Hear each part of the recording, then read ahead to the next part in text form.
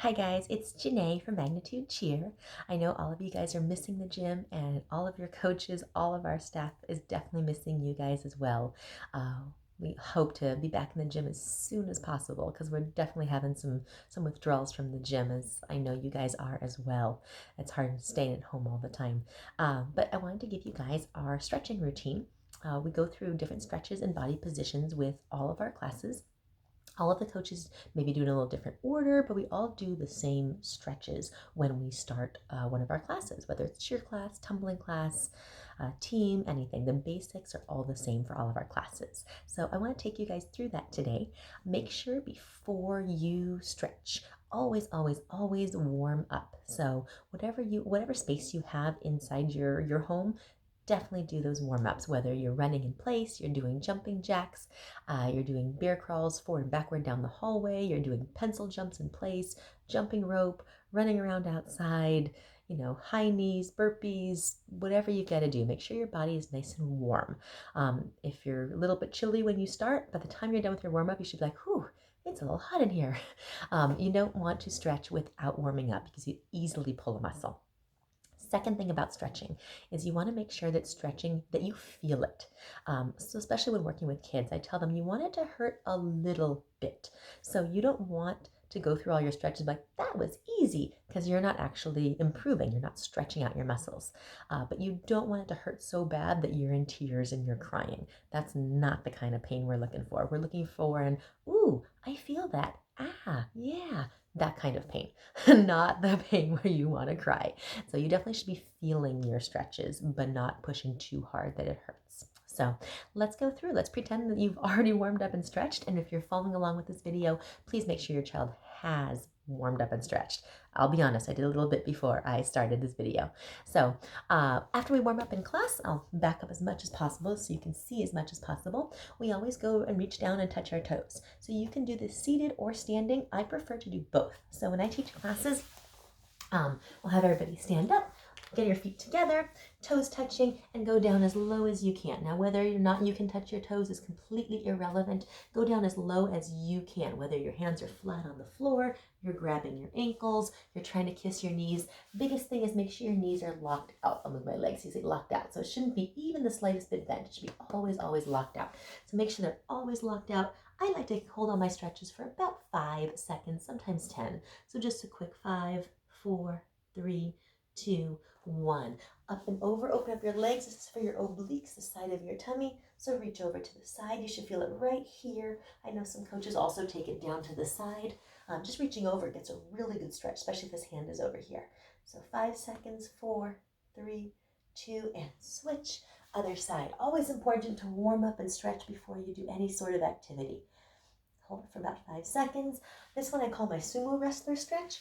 Open the legs. So you turn out your toes to the side, bend your knees. You want your tush to be kind of even with your knees, not too low. Put our hands on the inside of our knees. Oh, yeah, my body's already cracking. Go ahead and drop one shoulder down like you're trying to get your shoulder to touch your knee.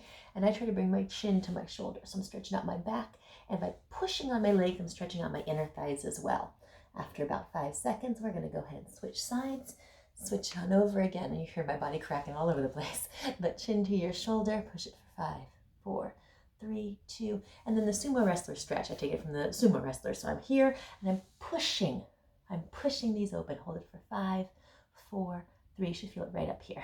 2, and I call the next one my Spider-Man stretch. I put my hands on the ground. We're going to bend one knee. The other one's going to be completely straight. Now I know it's kind of hard to see, and I always have trouble. My heel, if you can see it down here, is always off the ground. I know a lot of your children can get that heel flat on the ground. I think I've done it like once in my life. But if you can get that heel on the ground, it's definitely better for your body. You can balance. I call it Spider-Man. I'm like, oh, throw your spider webs. So hold it for about 5 seconds. We're trying to stretch out right in here, and then we're going to shift it over. So if you have room, you can shift it over. I don't. So I'm just going to switch legs and bring it over here. Again, if you can get this heel down here flat on the ground, that would be awesome. So hold that for about 5 seconds. Excellent. Then we'll go ahead and take it onto the ground. I go into my pike, so legs straight out in front of you. Now you can flex. You can see my toes at the bottom of the video and go as far as you can. If you can reach, you can grab those toes and lift your heels off the ground. If you're flexible enough, you can interlock your fingers and go around your feet. I'm not that flexible. As low as you can go, and try to pull yourself down to the ground. Use those bicep muscles and pull yourself down. Okay, hold that for about 5 seconds, and that again is your pike, one of the 6 body positions that we go over in every single class that we teach. So this is your pike position. From there, we will slide into our middle splits to get into the straddle. So when you're sliding into your middle splits, I have hardwood floors right here, and I have socks on, so I'll go a little bit lower than as if I was on carpet. You could also do it barefoot on carpet, or if you have a hardwood floor or tile, socks, because it's already slippery, so you'll slide a little bit lower. Make sure when you are doing the middle splits that your tush is even with your knees, which are even with your ankles. You want a nice straight line from your body. If anything's sticking out or forward, it's not as effective. So whether they're on their hands or their elbows is fine. We don't want your tush to touch when you're in a middle splits, and unless you're like flat on the ground, your belly button probably isn't touching either. So I always stand up and slide into the middle splits. However you want to get into them is completely fine. You could start on the ground like a little froggy position here and slide out into your middle splits. So you're just going as low as your body will let you, okay? Holding it for about 5, 4, maybe 10, depends up to you. Hold it for about 10 seconds, 9, 8, 7, 6, 5, 4, 3, 2, and fall back into a straddle. So now your tush is on the ground. Make sure the knees are facing the ceiling. We don't want the knees to face forward. I know it's probably can't see my toes, but they are pointed. Years of dance before I did shear, and now I always point my toes. So get those toes as crazy pointed as possible. So keeping your knees facing the ceiling, you're gonna put your hands flat on the floor, and you're gonna go as low as you can. So you can walk it out. You can put your elbows on the ground. Just kind of here. I can watch you guys. I can watch TV. I can read a book. All of it's right here. Play on your phone. This is a great stretch. Obviously, go as low as you can. When you are going low, though, I always tell my kids, do not put your forehead on the ground, because usually, unless my chest and my belly button is also on the ground, what that's going to do is going to create your back is going to hunch over like that. We don't want that. We want to keep our back as flat as possible. So if I'm staring at you guys, I'm going as low as I can. I'm leading with my chest, but I'm not dropping down because that's going to hunch my back. This is about as low as I can go, and I can definitely feel this inside my inner thighs right now. So I'm not ready to cry, but I definitely feel it. So I know that I'm stretching. So we'll hold this for about 5-ish seconds, and then keeping in this position, again, making sure those knees are facing the ceiling, making sure those toes are pointed. If the big toe starts flopping forward on the ground, your child's too low. They're not ready to go that low yet. Even if they think they are, they've got to have that proper turnout. So make sure those knees are facing the ceiling. If I flexed right now, my toes would face the ceiling, but I'm pointed, so they're straight out. If I had toenail polish on, I could see it right now. Okay, so stay low. Don't let those big toes flop forward. From here, I like to stay low, so I always tell them walk it over to one leg, nose to knee. So when I'm teaching, I'll tell them give their knee a big kiss, tickle your toes. I want it right here. Okay, we're going to hold that for about 5 seconds, 10 seconds, and I like to tell them to sweep the floor and go over to the other side to do the exact same thing. So you're facing it, nose to knee is your goal. I always tell them tickle their toes. Now when I'm over on one leg, watch out for the other leg. The other leg sometimes, I don't know if you can see it in the mirror, like to flop forward, and then your tush is sticking up. So keep it turned out, just like a dancer. I always tell them, just like a ballerina. From here, some coaches do like to go up and over, which is fine. You're just going to get a little bit more stretch through the obliques when you do that. So again, whatever you do on one side, make sure you do on the other side as well.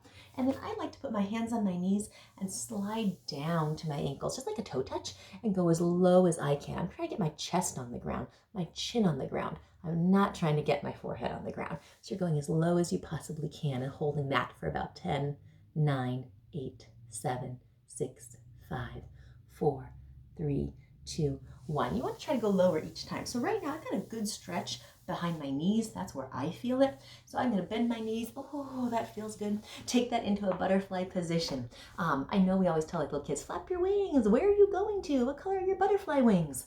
And then I heard from an expert that flapping your wings is actually not that great. So I don't flap my wings anymore, but I do bring my toes together. I always say, smell those toes. What do they smell like? So you want to try to get your nose to your toes. You want to try to get these knees flat on the ground. So you can push with your elbows. You can push with your hands, whatever works for you. Now, some children can go flat on the ground, no problem. So your next step is going to bring those feet in as close to your body as possible. Some children, that's still too easy. So their next goal, if they're flat on the ground, is to try to get their armpits on the ground. Okay? So you go as low as you possibly can. I know a lot of us kind of like hunch over, so we want to try to get our chest down, our chin down. Okay? So you're going to hold that position. While I'm down here, especially if I'm going to start doing any tumbling or anything like that, and again, anything you do at home, make sure that you are safe. I like to do my ankles and my wrists. Plenty of things to do for your ankles. You could literally, I take it 1, 2, 3, reverse, 3, 2, 1, and do that with both feet. There's another drill where your hands are on the ground and you're on your ankles and rotating them around as well. Make sure you do both feet, and then go ahead and do your wrists as well. We need to strengthen our wrists, especially in tumbling and cheerleading. So there's many stretches you could do for your wrists. I like where my hands are flat on the ground and I'm rocking it back and forth. Then I will take them and I will flip them and put my hand on the ground like this and rock it back and forth. This one usually cracks. And let's see, I'm on hardwood floor, so I'm being a little more gentle. It hasn't cracked yet. Usually at the gym it will crack. And then I like to take my hands and turn it so you see my veins, and I put it, you can do it on your body. This is as low as I can go. I know a lot of your children can actually go all the way flat, or you hide your fingernails underneath your knees. Some people like to wriggle them around and go up and down, and whatever works for your wrists. After that, I go into splits and bridges and any of the other body positions that I missed. And I did miss a few, so we'll definitely make sure to catch those up at the end. So for going into splits, if you're taking it slow, which sometimes in our classes we don't have a ton of time to go through all these motions slowly, but since you're doing this at home, we've got nothing but time, it feels like right now. So let's go over all the steps into splits. Go ahead and take one foot in front. Again, I'm doing this on a hardwood floor, so make sure, especially if you have knees like mine that need some padding, try to get a pad underneath your knees if possible. But go ahead and take a big lunge forward. You're taking a big step. I'll turn sideways for this as well. Please make sure when your child's doing this that their knee does not go past their toes. That's going to put extra pressure on their knee. I'll see a lot of like this, that is not good for your knee. So you want to make sure that their knee is even with their ankle. Okay, so here we're not really stretching. You want to make sure that that back leg, slide it out. Okay, so now we're feeling the stretch in what's called the hip flexor, which is the front right there. Some children, I tell them like push away, try to get their ponytail, touch their tush. You really want to stretch out the front leg. Let me switch legs. I realize I'm using probably the wrong leg for you guys to see that. So again, you're sliding that back foot back and you're stretching out right here, your hip flexor, okay, right where we bend. So go ahead and push that out. Hold that for about 10 seconds, and then we shift like you're taking a bow. You stick your buns out, straight leg, and nose to knee. The whole point of this one, the reason why our tush is in the air, I'm going to switch legs one more time so you can see it better, is we're trying to stretch out your hamstring, the back of that straight leg right there. Okay, so we hold that for a little bit, and then we'll actually slide into our splits. Again, make sure you do all these stretches on one leg, and then go ahead and switch for your second leg. So after you've pushed forward and you've pushed back, then we go ahead and slide it out into the splits. So biggest thing with your splits, make sure you have one hand on one side and one hand on the other side. Too often we'll see one leg in front splits and the child has like both hands on the side. So let's pretend that I am in the splits right now. In your splits, make sure both hands, one on one side, one on the other side. Make sure that your legs are as straight as possible. Your toes are pointed. This is where it comes into ballerina time. Make sure that your toes are pointed. For the back leg, please make sure that on their back leg, it is as straight as possible. If they're a beginner, their knee, their toenails, shoelaces are all on the ground. If they're a little bit more advanced, you don't want that knee to touch because they're really squeezing their quad, their thigh. A lot of times we'll see the front leg looks great and the back leg's kind of like hooked around and bent. So we want to make sure that back leg is super duper straight as well. So their knee being on the ground and their toenails being on the ground with that back leg. So hold both of those sides for at least 10 seconds before coming out. In my classes, when I do splits, especially like flexibility class, not only will we hold our splits, making sure one hand's on one side and one hand's on the other side, we'll do some different challenges, like staying in this position. Can you bring your nose to your knee? Can you bring one hand or both hands to your front foot?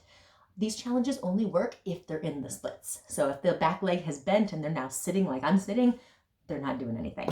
So make sure that they are in the splits. So hands to your front foot, nose to your knee. While they're in the splits, I'll say walk your hands backwards. How far back can you go? Can you get your ponytail to touch your tush? In the splits, can you do one hand in the air? Can you do the other hand in the air? Can you do both hands in the air? How long can you hold it for?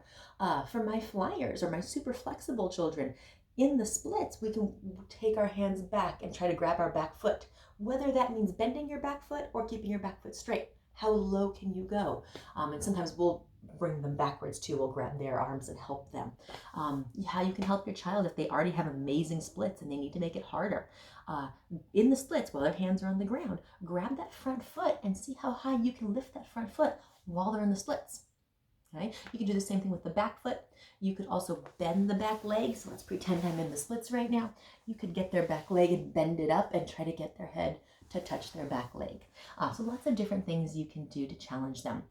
If you have some sort of a ledge, depends how high they need it, but you could put that front leg, the straight leg, up on a ledge and try to hold them. So those are over splits. Again, make sure you do both legs. So those are many different things you can do with your splits. I would also go into a bridge. Please do not have your child fall into a bridge unless you know that they are super duper safe and can do it on their own at the gym before they try to do it at home. I haven't fallen into a bridge in years. So I have a hardwood floor. I wouldn't even do it on carpet. I would need to go back to the gym and do it on a mat because it's been forever since I've fallen into a bridge. I don't even know if I would feel comfortable pushing up into a bridge on a hardwood floor. So just make sure that they have mats and that they are safe. We'll talk about it though. So when they are in their bridge and they're pushing up in their bridge, you don't want their head to touch the ground. You want them to be strong enough to push their head off the ground. So let's talk about bridges for a second. Let's pretend that your child is in a bridge. So a lot of times they'll do this, okay? Because their head's on the ground and they're helping themselves. We want those arms to be super duper straight. And we want them to be close. So let's say they straighten their arms and they're in a bridge right here. We call this like a high V bridge. I want their bridge, if I told them, if I put $1 bill between your ear and your arm, you'd be able to hold it there. So you want their bridge to be right here. The whole world should get a little quieter. They should be able to get their thumbs to touch. That's how close you want their bridge, okay? With their legs, beginners, bent and apart is totally fine. As you get more and more advanced, you want them to get their feet together, their knees together, and eventually their legs totally straight. So all the pressure's on their upper back and their arms. So when you're in a bridge, for beginners, you know this, we see that a lot, and that's okay. But as they get more and more advanced, we want this, and then eventually we want this. So we want those arms so totally straight. The armpits are pushed out, the elbows are pushed out, and they're real upside down in a bridge in that position because they're going to feel that in their upper back. That will save their lower back when they're doing a lot of high-level skills. Fall to bridge kickovers, back walkovers, back handsprings. If they stick out their belly, they're working their lower back, and we'll see a lot of lower back pain because of that.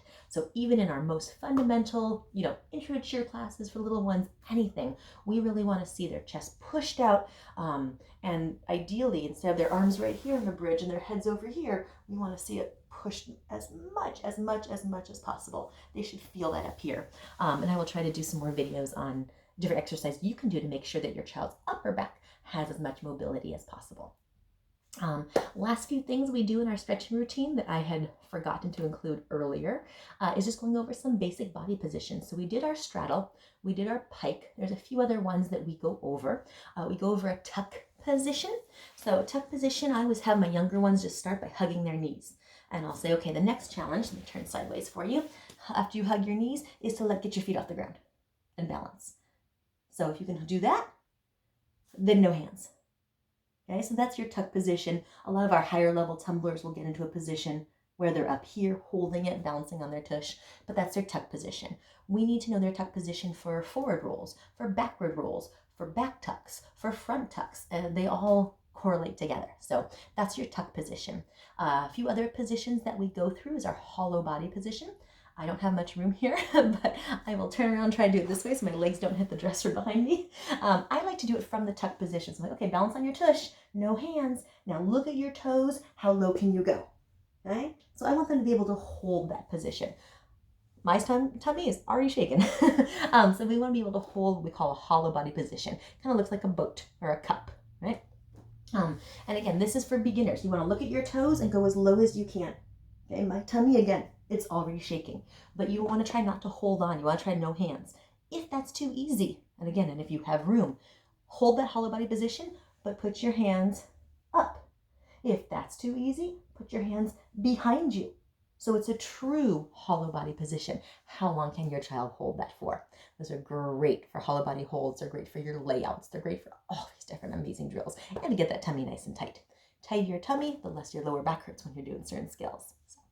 Let's see. So that's our hollow body arch, or I like to call it Superman because it looks like you're Superman flying. Let's see if I can do it in here. You're on your belly. So in the hollow body, the only thing on the ground is your tush. On your Superman or your arch, the only thing on the ground is your belly. And the reason your knees are coming off the ground is not because the legs are bent. The legs are totally straight. You're just squeezing your tush. So you're over here. Let's see how well you guys can see this. I'll back up as far as I can. But you're on your buns and you're lifting. Again, I'm literally touching my dresser. But you're squeezing here and you're not touching anything. And you're just holding that position. All right? Another one some kids like to do is reach around and grab their feet and pull up as well. And then the last one, our last position is our candlestick position. Again, like great for layouts, great for back extension rolls, so many different skills you can do with that. And there's a few different levels for it as well. So I'll show you the most beginner and then I'll talk you through intermediate and advanced. And again, these are things that we do at the gym all the time. So your child's probably watching this video going, I know all that already, and that's okay. I just want to walk you guys through it and make sure that you guys get a chance to work out at home and keep building that fitness and flexibility. So for our candlestick, I always tell them, I'll walk around and say, try to put your toes on my nose. You don't want to put your toes on your own nose because then you're going to pike over. So let me show you what that looks like too. So if you're here, again, we're making like an L position. Okay? So for my beginners, I'll have them put their elbows on the ground and their hands on their lower back or their tush. And we're going to try to put our feet on the ceiling. Let me show you what happens a lot, and this is what we don't want.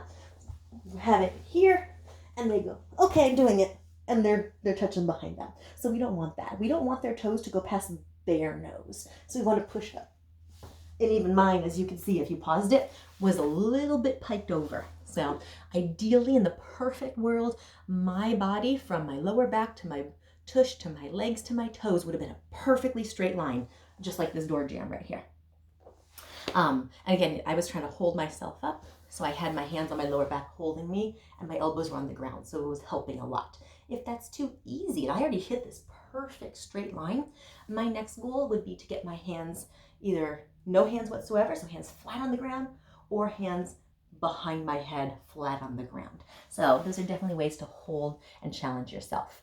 If your child's a little bit more advanced, you can do those and then tuck and roll and stand up and lay back down into a candlestick and back up, tuck and roll and stand up. So many different options depending on your child's level. So that is our stretching routine. I hope I went over everything. I hope you guys watch this video and do your stretches at home. Again, always warm up before you stretch. And I will definitely be sharing and making some more videos on different ways to get stronger and do skills that are safe to do at home based on your level. Again, keep stretching, keep working out, and I will see you back in the gym soon. Bye, guys.